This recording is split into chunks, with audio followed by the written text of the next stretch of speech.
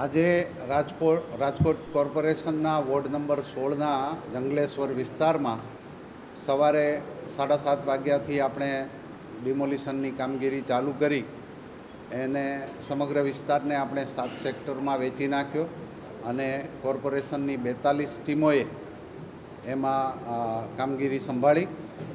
આપણે 63 JCB machine, 7 Hitachi machine, concrete cutter machine, gas cutter machine અને ટ્રેક્ટરો એમ કરીને 260 પ્રકારની મશીનરીનો એમાં ઉપયોગ કર્યો અને ટોટલ 1500 જેવી જે પ્રોપર્ટી આપણે આઈડેન્ટિફાઈ થયેલી એ પૈકી આપણે સાંજ સુધીમાં 1119 પ્રોપર્ટીનું ટોટલ ડિમોલિશન કરી દીધું છે 6 વાગ્યા સુધીમાં.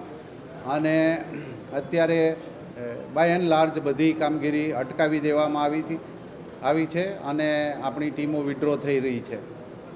બાકીનું કામ આપણે કાલે સવારે પાછું સૂર્યોદય ઉપર ચાલુ કરીશું.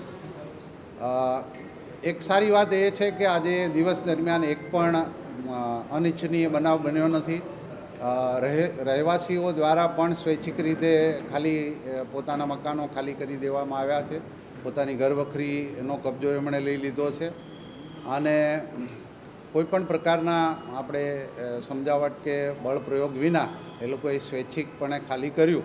એટલે આપણી કામગીરી ખૂબ ઝડપથી આગળ વધી ગઈ અને કાલે બપોર સુધીમાં 3 વાગ્યા સુધીમાં આપણે એ ડિમોલિશનનું કામ સમાપ્ત કરી દઈશું અને સાથે સાથે ત્યાંથી જે એનો મલબો છે કાટમાળ હટાવવાની કામગીરી એ પણ આવતીકાલે આપણે ચાલુ કરીને સાંજ સુધીમાં પૂરી કરવાની ગણતરી છે.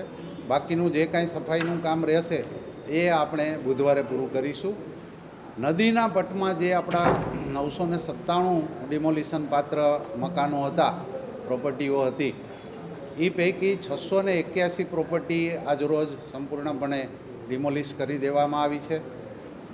એનો અમે 3 સેક્ટર પાડેલા. એમાં જે એક ભાગમાં ઘણા પાકા મકાનો અને પાકા એટલે ગ્રાઉન્ડ +2 એવા 3 માળના પણ મકાનો હતા.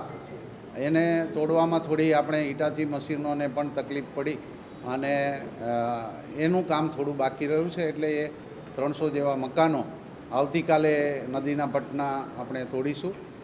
એ સિવાય જે આપણે ટીપી રોડના દબાણો હતા એ ટીપી રોડમાં આપણું થોડું ટિપિકલ કામ હતું કે અમુક પ્રોપર્ટી આખી ડિમોલિશ થઈ હતી, અમુક પ્રોપર્ટીમાં પાર્ટ ડિમોલિશ થતો હતો.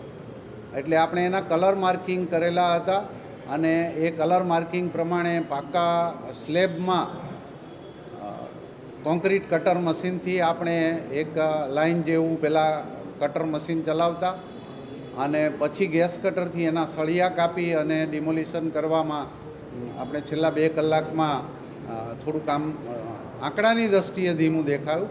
સ્થળ ઉપર ખૂબ જ સારું કામ થયું છે અને એવી અન્ય પ્રોપર્ટીઓ આવતીકાલે સવારથી હાથમાં લઈ અને જે નદીના પટમાંથી આપણા સ્ટાફ અને મશીનરી ફ્રી થઈ છે એને આ બાજુ પાકા મકાનો તોડવામાં ઉપયોગમાં લઈશું.